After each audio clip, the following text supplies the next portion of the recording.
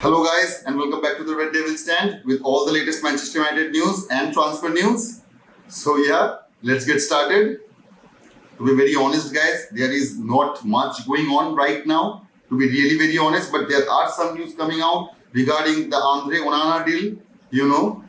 It's coming from Italy. The Gianluca Di Marzio is saying that Manchester United have put a bid in to Inter Milan for Andre Onana. If you ask me, if you ask my opinion, guys, I really don't think so that it is true. Because why? Why isn't Fabrizio Romano posting it? Why isn't all the other British media or some other sports journalist isn't publishing it as well? Because if we had actually put a bid in for Onana of 40 million, what he's saying, Di Marzio is saying that it's around 40 million what Manchester United have put the bid on. I really don't think that is the case. Because see, as I have said, the Italian news or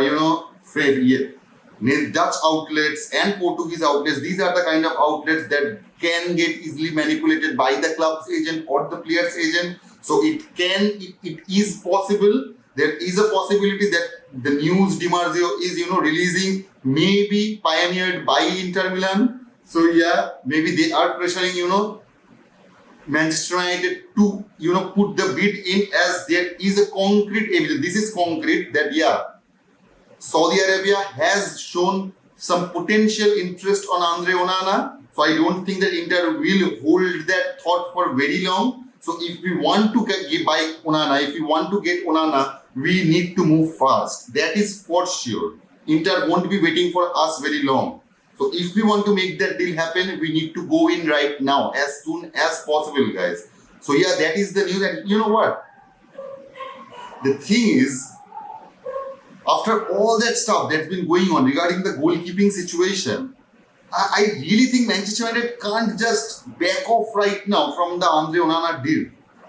Because if that happens, they will get bashed so much. The negotiators, I guess, from us fans. I really don't think, and that will be really, really bad for their PR as well. So keeping that in mind, I really don't think that backing off from the Onana deal right now would do any good to Manchester United. I know there are some options like players like David Raya, players like Diogo Costa. I know those are the kind of options we also have. But I really don't think that Manchester United has shown any real interest on those players. And as we already know that we have some link with the Frankfurt goalkeeper and the Feyenoord goalkeeper as well. So I really don't think that those are the options we would opt, especially if De Gea have already left. But if we re-sign him, even if we re-sign him, see the thing is that, guys, even if we re-sign De Gea and let go of that Onana deal and buy some young goalkeeper and put him as the understudy of De Gea, I guess that would be really bad for Manchester United. And as a De Gea fan, I really don't want him to do that, because you know what? Every time he will make a mistake in the coming season, he will be bashed. He will be totally demolished by our fan group, because he will be compared in every step with Andre Onana or maybe Diogo Costa, players like that. So it doesn't make any sense, whichever aspect you see it from, that Andre Onana deal have to be made. We have to do that deal. We cannot walk away after spending so much time, after linked so much. We cannot walk away from that. I don't think Manchester will, but you know what? As you all know, that we can't trust actually the Manchester United process. So anyway, guys, moving on from that, I have already mentioned earlier in our live session. It was really brief. I didn't go into the detail. I will go right now regarding that Rio Ferdinand interview he gave in his own YouTube channel. And he said that he has a show called 5 YouTube Show. So he said that in his show that I had some news from a very good source, my great source at Manchester United. Things were running quite smoothly and it was going down the right path, but then obviously it hit a bump. I think the big issue is when you're dealing with a group of people rather than an individual, it makes things very complex and difficult at times. Obviously, it will make complex, man. If I have to, convince one guy for some deal, it would be easier than doing a deal with 5, 6 other guys. So that would naturally create complication in a deal, especially such a huge deal like Manchester United. So yeah, it will complicate the deal when it comes to those 6 siblings, as they are not, as of now, they are not in the same page, man. They are not. 4 of them wants to sell right away. 4 of them wants to sell the 100% of the club. But as we know now, that Joel Glazer and Avram Glazer are still looking for options or financing the club with, they may let go of their own siblings, but they may hold some 10 to 20% of shares still. This may happen. I know it hurts to even hear that after so many months. I really hope that it does not happen that way. I really hope that Sheikh Jassim can get a hold of our club, but that is the scenario. Anyway, what he's saying that after that, I don't think one person can just make a decision on their own. So therefore, that makes it very difficult to say yes immediately, just like that. It's a process that they have to go through. Ratcliffe has commented on the difficulties that come with dealing with numerous people as they seek a collective decision. In his new book, he wrote, "We went to see the Glazers and they were charming. They are all very nice despite the praise they get." This is just ass licking, So yeah, but the club is owned equally by siblings and you can't talk to that many siblings. Even Ratcliffe is admitting that you just can't talk to every one of them and make a deal happen. They need to be in the same page. Those 6 guys need to be in the same page to make that deal happen, whether it's, towards Jim Ratcliffe or towards Sheikh Jassim, whoever they choose, they need to be in the same page, which they currently are not. Anyway, it's also said that United's ongoing uncertainty is beginning to manifest itself in other areas of the club. Erik ten Hag wants to bolster his options ahead of his second summer, but the Dutchman is working on a limited budget, with the Glazers reluctant to pour money into the squad whilst they are undecided on their next move.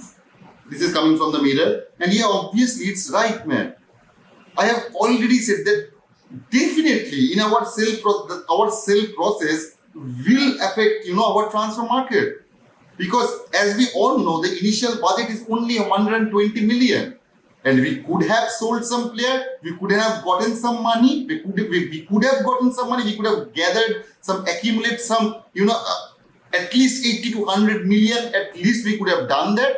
But we are not able to do that because our owner is still Glazers. And they have put a lot of players as asset, against their debt.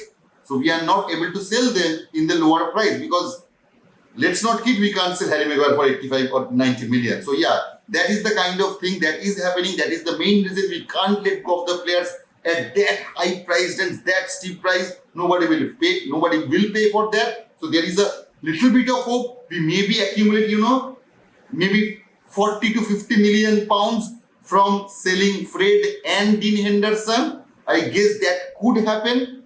But even if you ask me, I don't think that we will get, a striker before we go into the preseason matches. Erik ten Hag may opt for the goalkeeper situation first. Because as I am saying, I will say it again, that if Manchester United does not sign a goalkeeper in time, we will go to our tour matches with Tom Heaton or maybe Dean Henderson. I really don't think that will, send out a good message to us fans, to our rival clubs as well, that we ultimately have become the joke they are making us. The other clubs that make us, joke about, those are actually getting true. If we let that happen, if we go to our tour matches with Dean Henderson and Tom Heaton, it will be absolutely ridiculous, man. Absolutely ridiculous, believe me or not. But that would be shambolic.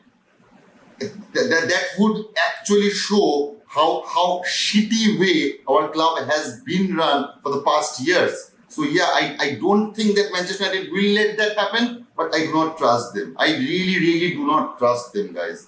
So yeah, that is all the news that's been coming out. I really hope that some exciting news would have happened, as there were a leak last night that something, very huge can happen, like an announcement can happen regarding the sale today.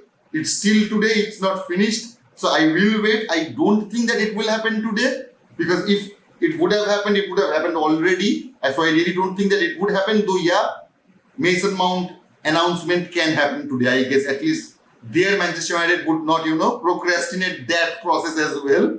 I hope they will announce Mason Mount as our official player today. They will sign a contract today. They will, hold that shirt and take photos, whatever they do on that signing day. I guess that will happen today.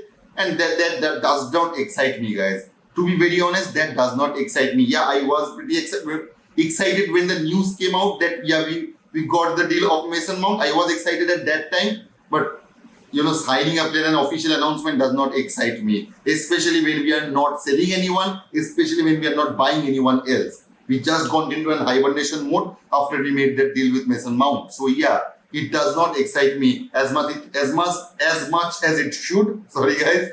So, yeah, it doesn't excite me. But, yeah, still, it's a good thing, I guess. It's with all the negativity surrounding our club, it's a bit of positivity, I guess. So, that's good.